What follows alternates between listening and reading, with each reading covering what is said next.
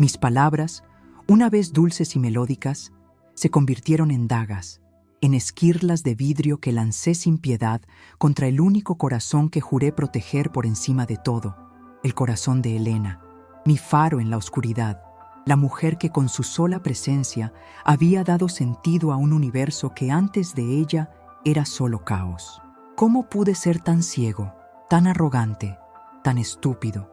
Es una pregunta que todavía me martillea en las noches frías y silenciosas.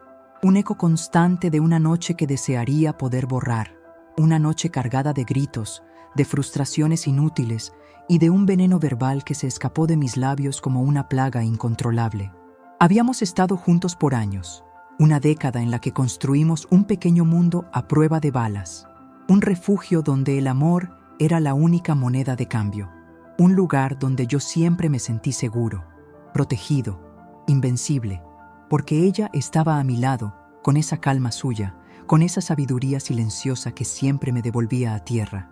Pero la vida, como un río caudaloso, no se detiene ni espera, y con ella llegaron las presiones, las deudas que se acumulaban como montañas de arena, la fatiga del trabajo que nos consumía el alma, y en medio de ese torbellino, yo me perdí. Me convertí en una sombra irritada de mí mismo, un hombre amargado que encontraba alivio en descargar su impotencia sobre la persona más noble y vulnerable de mi vida, ella. Mi mente me decía que era el estrés, que eran las circunstancias, que no era yo, pero en el fondo sabía la verdad. Mi carácter débil y mi orgullo herido estaban demoliendo todo lo que amaba. Las discusiones se hicieron habituales. Pasaron de ser pequeñas escaramuzas a batallas campales, y yo, en mi ciega necesidad de tener la razón, siempre elevaba la apuesta, buscando las palabras más hirientes, aquellas que sabía que dejarían la cicatriz más profunda. Recuerdo sus ojos esa noche, no estaban llenos de rabia, sino de una tristeza tan honda y desoladora que me debió haber detenido en seco. Debió haberme hecho tragar mi bilis y arrodillarme para pedir perdón. Pero no lo hizo. Mi ego era más fuerte. Mi necesidad de infligir dolor para sentirme menos miserable era más poderosa. Ella había intentado hablar, explicar su punto, calmar las aguas, pero yo la interrumpí con una frase lapidaria, una acusación cruel sobre su valía y su contribución a nuestra vida que se incrustó en el aire como una sentencia mortal. Le dije que era un lastre, una ancla que impedía mi progreso, un error que me había costado años de mi vida. Fui atroz, fui cruel, fui lo peor que un ser humano puede ser con quien lo ama incondicionalmente. El silencio que siguió a mis palabras fue ensordecedor, un vacío que absorbió toda la luz y todo el calor de la habitación, un silencio que lo dijo todo. Había cruzado la línea, había quemado el puente. Ella no gritó, no lloró histéricamente. Simplemente se levantó con una dignidad que me hizo sentir aún más pequeño. Recogió algunas de sus pertenencias esenciales y antes de cruzar la puerta, con esa voz apenas audible que me partió el alma, me dijo: «Espero que un día encuentres la paz que has perdido y que esa paz te enseñe el valor de lo que has destrozado». Luego, se fue. El sonido de la puerta cerrándose fue la banda sonora de mi colapso. En ese momento, no sentí alivio ni victoria. Solo un frío paralizante, una certeza brutal. Había triunfado en la destrucción, pero ¿a qué precio? Me quedé solo en nuestra casa, que de pronto parecía inmensa y vacía, y la realidad me golpeó con la fuerza de un tren. Mi ira se disolvió, dejando solo un residuo amargo de arrepentimiento y culpa. Los días siguientes fueron un infierno. Intenté llamarla, enviarle mensajes, pero ella no contestaba. Necesitaba espacio, y yo sabía que lo merecía. Mi vida se redujo a la desesperación, reviviendo la escena una y otra vez, torturándome con cada palabra que había pronunciado, cada tono de voz cargado de desprecio. Dejé de comer, apenas dormía, mi trabajo se resintió, todo era una niebla gris. Me di cuenta de que mi supuesto progreso sin ella no valía nada, de que mi valor real no residía en mi éxito profesional o en mi capacidad para pagar deudas, sino en la conexión con esa mujer que ahora había perdido por mi propia estupidez. Pasaron 3 semanas que se sintieron como 3 siglos de penitencia. La soledad era mi única compañera y la verdad de mis acciones mi verdugo incansable. Entendí que mi arrepentimiento no era solo por perderla, sino por el dolor que le había causado, por la traición a su confianza y a nuestro amor. Un arrepentimiento verdadero, que no busca una excusa, sino una redención, que no pide que ella vuelva, sino que anhela que ella esté bien, aunque sea sin mí. Finalmente, un impulso desesperado me llevó a buscarla. Sabía que trabajaba como voluntaria en un comedor social cerca del centro de la ciudad, un lugar que ella amaba porque le permitía ayudar a los demás. No planeé lo que iba a decir, solo sabía que tenía que verla, mirarla a los ojos y asumir la responsabilidad de mi maldad. Cuando la encontré, estaba sirviendo comida con esa sonrisa suya que siempre iluminaba la habitación. Esa sonrisa que no había visto en semanas y que me hizo un nudo en la garganta. Estaba hermosa, radiante, a pesar del dolor que yo sabía que le había infligido. Me acerqué con el corazón latiéndome a 1000 por hora, sintiendo mis rodillas débiles y mi garganta seca. Ella me vio y por un instante su sonrisa se desvaneció, pero solo por un instante. Luego esa luz volvió, menos intensa, pero presente. Antes de que yo pudiera abrir la boca para balbucear mi preparado discurso de disculpa, ella se adelantó. Me miró con esa profundidad que siempre me desarmó y dijo algo que cambió para siempre mi percepción del amor y del perdón. No me gritó, no me recriminó, no me ignoró. Simplemente se acercó a mí, me tomó de la mano con suavidad, esa mano que había usado para lanzarle veneno, y con una dulzura incomprensible, con la voz de un ángel que acaba de presenciar el infierno y eligió la gracia, me recibió. Me recibió con amor, una declaración silenciosa que resonó más fuerte que cualquier grito de indignación que yo hubiera merecido.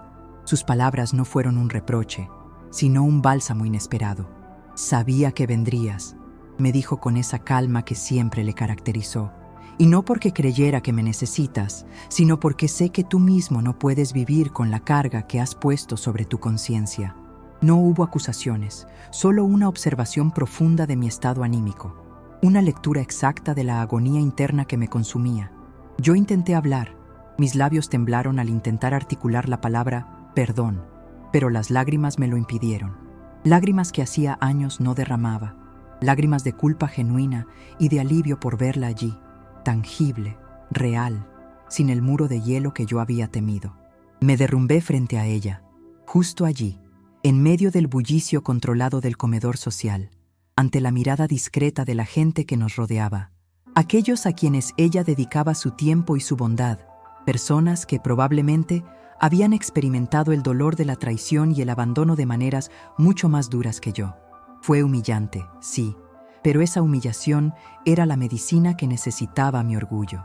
Ella no me soltó la mano, la apretó ligeramente, un gesto que me ancló a la realidad. «Ven, caminemos», me sugirió, y me guió fuera del local hacia un pequeño parque tranquilo, un oasis de árboles viejos y bancos de madera. Nos sentamos, y por un largo momento no dijimos nada. Yo solo la miraba, tratando de memorizar de nuevo el brillo de sus ojos, la curva de su boca, su simple existencia, que para mí era un milagro. Finalmente, fui capaz de respirar profundamente y obligarme a hablar, no para defenderme, sino para rendirme. Le confesé la verdad descarnada de mi comportamiento, no el resumen superficial, sino el análisis profundo de mi debilidad, mi envidia, mi miedo al fracaso y cómo utilicé nuestras dificultades externas como excusa para ser cruel. Le dije que no merecía su perdón, que solo quería que supiera que mi arrepentimiento era sincero, que entendía el daño que había hecho y que si ella decidía no volver a verme jamás, yo aceptaría su decisión con la resignación de quien ha perdido un tesoro por su propia torpeza. Le hablé de las noches sin dormir, de la casa vacía que gritaba su nombre en cada rincón, de cómo mi mundo se había desmoronado sin su presencia, no por dependencia, sino por la pérdida de la persona que me enseñaba a ser mejor. Ella escuchó pacientemente, sin interrumpir, sin juicio, simplemente absorbiendo cada palabra. Cuando terminé, el silencio volvió, pero esta vez no era un silencio hostil, sino uno de contemplación, un espacio necesario para que el alma pudiera hacer su trabajo de sanación. Ella suspiró suavemente, y cuando habló, su voz era una melodía melancólica. Me contó su perspectiva de las últimas semanas, no con ira, sino con una claridad dolorosa. Me dijo que mis palabras la habían herido hasta la médula, que no fue tanto el contenido, sino la intención detrás de ellas, el desprecio que sentía que yo albergaba por ella en ese momento. Sentí que una parte de mí se rompía, admitió, la parte que creía incondicionalmente en nuestro futuro y en ti. Me fui porque necesitaba saber si lo que quedaba de mí podía sobrevivir sin tu aprobación, sin tu amor, que se había vuelto tóxico. Sus palabras me dolieron más que cualquier insulto, porque venían de un lugar de honestidad brutal y de profunda herida. Me explicó que el tiempo lejos no lo había usado para odiarme, sino para entender. Había reflexionado sobre su propia contribución a la dinámica de nuestra relación, cómo ella, a veces, había permitido mis ataques por miedo a la confrontación, cómo había silenciado su propia voz para mantener la paz, una paz falsa que explotó en mi cara. Pero la revuelta no estaba en lo que yo esperaba, sino en su propia respuesta. Ella me miró fijamente, con esa intensidad que penetraba mi alma, y me dijo: «Decidí que el amor que siento por ti es más grande que el dolor que me causaste. Pero no es el amor de una víctima que perdona a su verdugo. Es el amor de alguien que te ve, un ser humano imperfecto, que se perdió y que ha vuelto a pedir ayuda, a pedir una segunda oportunidad. Y yo creo en las segundas oportunidades, no porque tú las merezcas ahora mismo, sino porque yo merezco la paz de no cargar con el peso del resentimiento». Esta declaración me dejó sin aliento. Ella no me estaba perdonando por debilidad, sino por una fuerza interior que yo jamás había poseído. Me estaba ofreciendo la gracia no como un regalo incondicional, sino como un desafío. Me dijo que si volvíamos a estar juntos, sería bajo nuevas reglas, que el respeto innegociable sería la base, que ella no toleraría ni una sombra más de mi comportamiento destructivo, y que yo tendría que demostrar con hechos, día tras día, que había cambiado la mentalidad que me llevó a herirla. Ella no me iba a rescatar, solo me iba a permitir volver a construir mi propio camino a su lado, pero esta vez, con la conciencia y la humildad de un hombre que ha estado en el abismo y sabe lo que cuesta volver a la luz. Era una condición difícil, pero justa, una promesa de futuro condicionada a mi transformación. Le dije que sí, que aceptaba los términos, que estaba dispuesto a hacer lo que fuera necesario, a ir a terapia, a cambiar mi enfoque de vida, a convertirme en el hombre que ella merecía. Nos abrazamos, y en ese abrazo sentí que las 3 semanas de soledad y dolor se liberaban de mi cuerpo, y por primera vez en mucho tiempo sentí que la vida volvía a fluir. Fue un momento de redención, un punto de inflexión donde el amor no solo perdonó una herida, sino que estableció un nuevo estándar de relación, uno basado en la madurez y la verdadera comprensión del significado del respeto y la vulnerabilidad. Ella no me devolvió simplemente la vida que conocía, me dio una mejor, una oportunidad de ser mejor. El regreso a casa no fue un simple volver a la normalidad, fue la inauguración de una nueva existencia. Un camino que pisábamos con cautela y con una conciencia agudizada de la fragilidad de lo que habíamos estado a punto de perder para siempre. Las reglas eran claras, tácitas pero firmes. El respeto era el oxígeno de nuestra relación, y cualquier indicio de toxicidad o desprecio por mi parte significaría el fin irrevocable. Acepté esta condición no como una imposición, sino como la tabla de salvación que mi alma necesitaba. Sabía que Elena no me estaba dando una oportunidad más por lástima, sino porque su grandeza de espíritu le permitía ver el potencial de cambio en mí, un potencial que yo mismo había sofocado con mi ego. Mi transformación, sin embargo, no fue un cambio de la noche a la mañana. Fue un proceso lento, doloroso y profundamente confrontador, una demolición de años de malos hábitos mentales y emocionales. Lo primero que hice, al día siguiente de su regreso, fue buscar ayuda profesional. Inicié terapia con un psicólogo, no solo para manejar el estrés laboral que había sido el detonante de mi ira, sino para desmantelar la arquitectura de mi personalidad controladora y vengativa. Me enfrenté al espejo de mi propia oscuridad, reconociendo que la frustración que sentía por mi vida no era culpa de Elena, sino el resultado de mis propias decisiones y expectativas incumplidas. Aprendí sobre el concepto de proyección, entendiendo que cada insulto que le había lanzado era en realidad una acusación que mi subconsciente me hacía a mí mismo. Me sentía un fracasado, y en lugar de aceptarlo y trabajar para cambiarlo, elegí culpar a mi compañera, el blanco más fácil y el más doloroso de alcanzar. En casa, las cosas cambiaron drásticamente. Las conversaciones dejaron de ser confrontaciones y se convirtieron en diálogos. Elena, con una paciencia casi infinita, me enseñó a comunicarme de una manera diferente. Por ejemplo, en lugar de decir, «Nunca haces nada bien», que era mi estilo destructivo, ella me incentivaba a usar mensajes yo. Me siento frustrado cuando no logro entender tu punto de vista. Esta simple modificación lingüística no solo me obligó a ser responsable de mis emociones, sino que evitó que ella se sintiera atacada, abriendo la puerta a una verdadera solución. Fue difícil. Hubo momentos de recaída, días en los que el viejo yo intentaba asomar la cabeza, tentándome a volver a los patrones de control y queja. Una tarde, por un malentendido en las finanzas, sentí esa punzada de ira subir por mi garganta. Mi primer impulso fue levantar la voz y culparla, pero justo cuando la primera sílaba de mi reproche iba a salir, vi el ligero temblor en sus ojos, el recuerdo palpable de la noche en que me había dejado. Esa imagen, ese dolor que yo le había infligido, fue mi ancla. Me detuve en seco. Tragué saliva y en lugar de gritar dije, «Necesito un momento». Me levanté y fui al balcón. Respiré profundamente. Usé las técnicas de mindfulness que había aprendido en terapia y cuando regresé me disculpé por mi arrebato. No me disculpé por el problema financiero, sino por mi reacción. Elena me miró con orgullo y alivio, y ese fue el verdadero premio, su confianza recuperada, mucho más valiosa que cualquier dinero o posesión. La revuelta más profunda no fue el perdón de ella, sino el perdón que yo me di a mí mismo. Ella me había dado el permiso para volver a empezar, pero la aceptación de mi propia imperfección era mi tarea pendiente. Comencé a centrarme en el servicio, siguiendo su ejemplo. Ella me invitó a acompañarla al comedor social. Al principio, era una forma de pasar tiempo con ella, pero pronto se convirtió en algo más.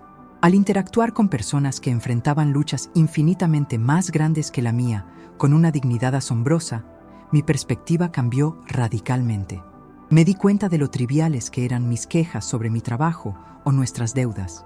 Ver a Elena dedicar su energía a levantar el espíritu de otros me hizo ver la verdadera definición de la fuerza y el valor. Ella no era el lastre que yo había llamado, sino mi maestra de humildad y compasión. Una tarde, un hombre sin hogar, al que yo había servido comida, me preguntó por qué estaba allí, con mi ropa de trabajo y mi aire de oficinista. Le conté, sin entrar en detalles, que estaba allí para aprender de una persona muy especial. El hombre, con una mirada profunda, me dijo, «El arrepentimiento solo es verdadero cuando lleva acción, y la acción más difícil es corregir la vista, mirar hacia adentro y no hacia afuera para culpar». Sus palabras resonaron con la fuerza de una revelación. Mi viaje de regreso no era solo para recuperar a Elena, sino para encontrar la paz interior que me permitiera ser digno de la vida que ella representaba. Nuestro amor no volvió a ser fácil, pero se convirtió en algo mucho más fuerte, maduro y consciente. Dejamos de ser dos personas que compartían un espacio por inercia para convertirnos en dos almas que se elegían cada mañana con un propósito claro: crecer juntos, sin destruirse. Y esa, mis amigos, es la verdad ineludible que descubrí. El amor no se trata de nunca herir, sino de sanar, de reconstruir y de atreverse a ser vulnerable para que la gracia del otro pueda encontrar un lugar donde aterrizar. Ella me recibió con amor, sí, pero yo tuve que ganarme la oportunidad de merecerlo. La reconstrucción de nuestra relación fue como restaurar una joya antigua, dañada por un golpe brutal, un trabajo meticuloso que exigía paciencia, precisión y, sobre todo, una voluntad inquebrantable de mi parte para aceptar la imperfección y el lento ritmo de la sanación.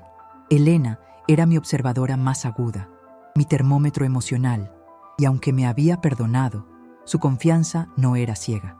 La sentía en cada interacción, la ligera reserva que guardaba. La necesidad de que mis acciones coincidieran con mis palabras. Una vigilancia silenciosa que era el recordatorio constante de que la prueba de mi cambio estaba en el día a día, no en una única declaración de arrepentimiento. Entendí que la confianza perdida no se recupera con promesas grandilocuentes, sino con miles de pequeños actos de integridad. Por ejemplo, si antes me encerraba en mi frustración y le ocultaba los problemas financieros por orgullo, ahora la buscaba de inmediato, le presentaba el problema con humildad y le pedía su opinión, reconociendo su inteligencia y su capacidad de resolución, algo que antes había despreciado. Este cambio de enfoque, de ser un dictador emocional a un socio igualitario, fue fundamental. Dejamos de ser dos personas en una jerarquía tóxica y nos convertimos en un equipo verdadero, donde la vulnerabilidad se permitía y la ayuda se ofrecía sin el temor al juicio.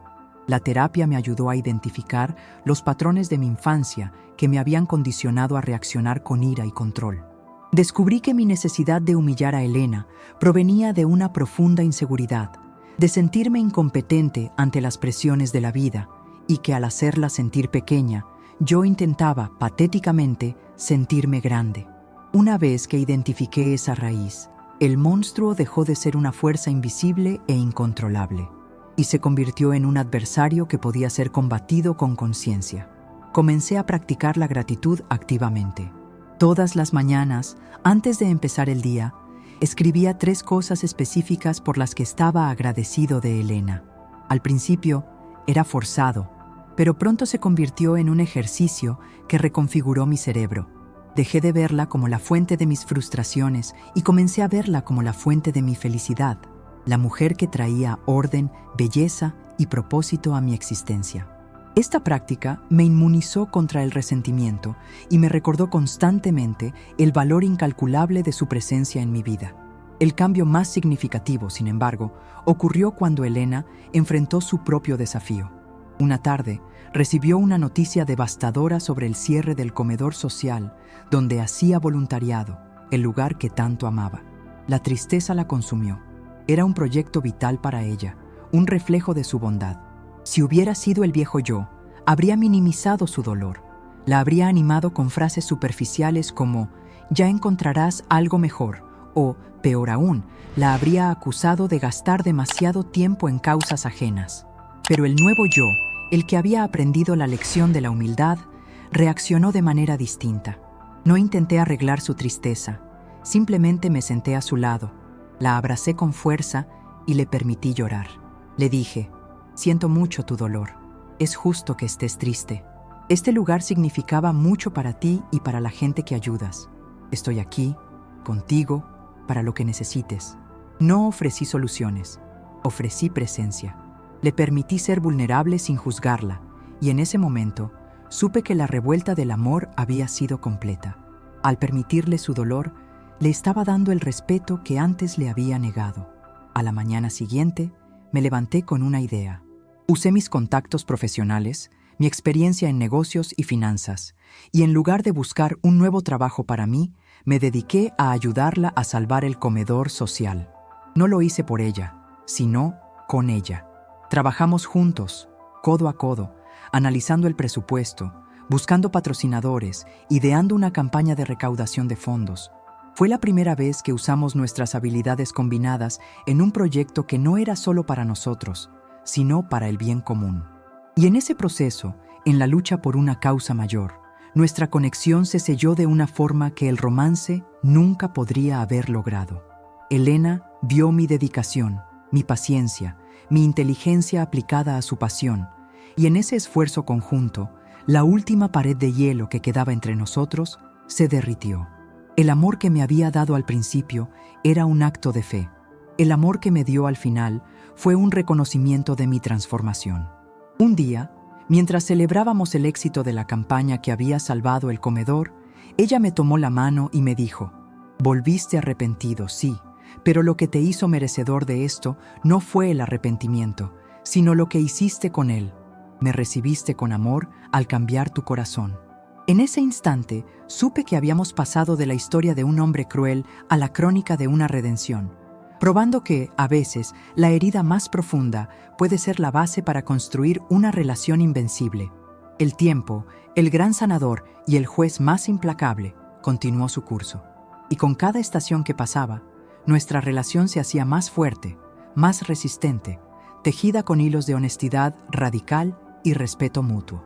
Habíamos superado el trauma inicial y la fase de intensa reconstrucción, entrando en un periodo de paz madura, pero jamás de complacencia. Ambos sabíamos que el amor verdadero no es un destino, sino un mantenimiento constante, un jardín que requiere cuidado diario para evitar que las malezas del ego y la frustración vuelvan a crecer. Yo mantuve mi compromiso con la terapia, convirtiéndola en una parte integral de mi vida, no como un castigo, sino como una herramienta de crecimiento personal que me permitía monitorear mis tendencias autodestructivas antes de que afectaran a Elena. Aprendí que la verdadera revuelta no es la externa, sino la interna, la batalla constante por alinear mis acciones con mis valores más elevados. Uno de los desafíos más grandes que enfrentamos después de la reconciliación fue la necesidad de hablar sobre el futuro, un tema que antes de la crisis era manejado con superficialidad y ahora exigía una planificación profunda y consciente. Hablamos de la posibilidad de tener hijos. Antes, mi enfoque habría sido puramente logístico. ¿Podemos pagar la universidad? ¿Tenemos el espacio suficiente? Ahora, sin embargo, nuestra conversación se centró en la herencia emocional. ¿Qué tipo de padre sería yo, considerando mi pasado de ira y control? Elena, con su característica honestidad, me expresó sus temores. Me dijo que, aunque confiaba en el hombre en el que me había convertido, la sombra de mi antigua personalidad seguía siendo una preocupación legítima para la madre que ella aspiraba a ser. No me sentí ofendido, sino profundamente respetado, pues sabía que su cautela era una manifestación de su amor protector. Esta fue la prueba definitiva de que nuestro amor era real, la capacidad de hablar de las heridas sin reabrirlas, usándolas como puntos de referencia para garantizar un camino más seguro. Mi respuesta no fue una promesa vacía, sino un compromiso verificable. Le mostré cómo mis herramientas de gestión de la ira se habían integrado a mi rutina, cómo practicaba la pausa antes de reaccionar y cómo la priorización de su bienestar se había convertido en mi ley fundamental. Le aseguré que cualquier niño que tuviéramos crecería viendo a un padre que se disculpa, que asume la responsabilidad de sus errores y que modela la comunicación saludable, no el silencio o la violencia verbal que yo había ejercido. Decidimos tomarnos un año para seguir consolidando esta nueva base, un año para que ambos estuviéramos completamente seguros de que el cambio era estructural, no temporal. Durante ese año, hicimos un viaje que fue simbólico de nuestra nueva forma de ser. Fuimos a la montaña, a escalar un pico particularmente desafiante. En el pasado, yo habría intentado liderar todo, criticando su ritmo y exigiéndole velocidad. Esta vez, la experiencia fue completamente diferente. Yo me aseguré de que ella marcara el paso. Yo cargué con el peso adicional, y cuando ella se sintió agotada y pensó en rendirse, no la presioné. Me senté con ella, compartí mi agua y la escuché expresar su frustración. Luego, le recordé, con calma, la fuerza que había demostrado al superar la adversidad en nuestra vida personal, y le aseguré que esa misma fortaleza la llevaría a la cima. Al llegar a la cumbre, la vista era espectacular, pero lo más hermoso no fue el paisaje, sino la sensación de haberlo logrado juntos, apoyándonos mutuamente sin críticas ni ego. En ese momento, Elena me miró con una luz en sus ojos que trascendía el perdón. Era la luz de una confianza renovada e inquebrantable. Me dijo: «Ahora sé que estoy lista. El hombre que me lleva a la cima y me apoya cuando quiero rendirme es el padre que quiero para mis hijos». Meses después, la noticia que tanto anhelábamos llegó. Elena estaba embarazada. La alegría fue inmensa, pero también la responsabilidad. En lugar de sentir pánico por las presiones financieras, sentí una profunda gratitud por la oportunidad de ser un pilar de estabilidad. La lección que aprendí fue que la verdadera fortaleza de un hombre no reside en su capacidad para dominar, sino en su capacidad para amar incondicionalmente, para ser un refugio seguro y para honrar la vulnerabilidad del ser amado. El amor de Elena no solo me perdonó, sino que me rescató de mi peor versión y al hacerlo nos dio una segunda vida, una historia que comenzó con una herida profunda, pero que se convirtió en un testamento de la redención y el poder transformador de la gracia. Y ahora, mientras esperamos la llegada de nuestro hijo, miro a Elena, esa mujer de corazón inmenso que me recibió con amor en mi momento más bajo, y sé que el verdadero éxito no es lo que gano en el mundo, sino la calidad del hogar y del amor que hemos logrado construir juntos. La anticipación por la llegada de nuestro hijo llenó nuestra casa de una luz nueva, un propósito que trascendía la simple existencia compartida y nos proyectaba hacia una misión, la de criar un ser humano en un ambiente de amor, respeto y honestidad emocional, justo lo opuesto al ambiente de conflicto y resentimiento que yo había intentado crear en el pasado. Este último capítulo de nuestra historia es la culminación de la revuelta del amor, una prueba viviente de que la redención no es un punto de llegada, sino una forma de vida. Durante los meses de espera, mi compromiso con el cambio se hizo más profundo. Leí libros sobre paternidad consciente, sobre comunicación no violenta, y me convertí en un apoyo incondicional para Elena, atendiendo sus necesidades con una sensibilidad que el viejo yo habría considerado una debilidad. Dejé de ver las dificultades como obstáculos a superar con fuerza bruta y las abracé como oportunidades para practicar la paciencia y la empatía. Recuerdo una conversación particularmente emotiva. Estábamos en la habitación del bebé, terminando de montar la cuna. Elena, con una mano sobre su vientre, me preguntó: ¿alguna vez has pensado en por qué, a pesar de todo, no cerré la puerta para siempre? ¿Por qué decidí recibirte de nuevo? Le dije que creía que era por su inmensa bondad, por su fe en la segunda oportunidad. Ella sonrió, una sonrisa llena de conocimiento y dulzura, y me dijo: me fui porque te amaba y me estaba destruyendo. Volví, no solo porque te amaba, sino porque vi tu miedo y tu colapso. En esa desesperación, vi al hombre que eras debajo de todas las capas de orgullo y frustración. Y la razón por la que te recibí con amor, y no con reproche, fue egoísta. Yo sabía que perdonarte y darte una segunda oportunidad me daría a mí misma una paz que el resentimiento jamás podría darme. Mi acto de gracia fue mi propia liberación. Su confesión me golpeó con la fuerza de una verdad inesperada. El perdón no fue solo un regalo para mí, fue un acto de autocuidado y empoderamiento para ella. Ella no me salvó. Ella se salvó a sí misma del veneno de la amargura, y yo fui el beneficiario secundario de su fuerza interior. Entendí entonces que el amor que sana no es un amor débil, sino un amor poderoso, uno que establece límites claros, exige responsabilidad y utiliza la compasión como su principal arma. Aprendí que la verdadera revuelta es el proceso de transformar el dolor infligido en crecimiento compartido. Un mes antes del nacimiento, decidimos formalizar nuestra unión con una ceremonia íntima, algo que habíamos pospuesto durante años. No fue una boda lujosa, sino un juramento de conciencia. Nuestros votos no estaban llenos de promesas de perfección, sino de compromisos de perseverancia. Yo prometí no solo amarla, sino respetarla incondicionalmente. Prometí usar mis palabras para construir y nunca más para demoler. Y prometí que cada día trabajaría para ser digno del regalo de su perdón y su amor. Ella, a su vez, prometió seguir siendo mi ancla, mi espejo de honestidad y la guardiana de nuestra paz. Fue en ese momento, al sellar nuestros votos con el entendimiento de las profundas cicatrices que compartíamos, que sentí que nuestro amor era verdaderamente inquebrantable, forjado en el fuego de la crisis y templado por la humildad. Y luego llegó el día. El nacimiento de nuestro hijo fue el momento más trascendental de mi vida. Sostener a esa pequeña criatura, ver la pureza y la inocencia en sus ojos, me hizo revivir la noche en que hería a Elena, pero esta vez, con una perspectiva de padre. Sentí una oleada de protección, no de control, sino de un deseo profundo de ser un modelo a seguir. Al mirar a Elena, exhausta pero radiante, sosteniendo a nuestro hijo, le susurré, con la voz quebrada por la emoción. Gracias por no rendirte conmigo.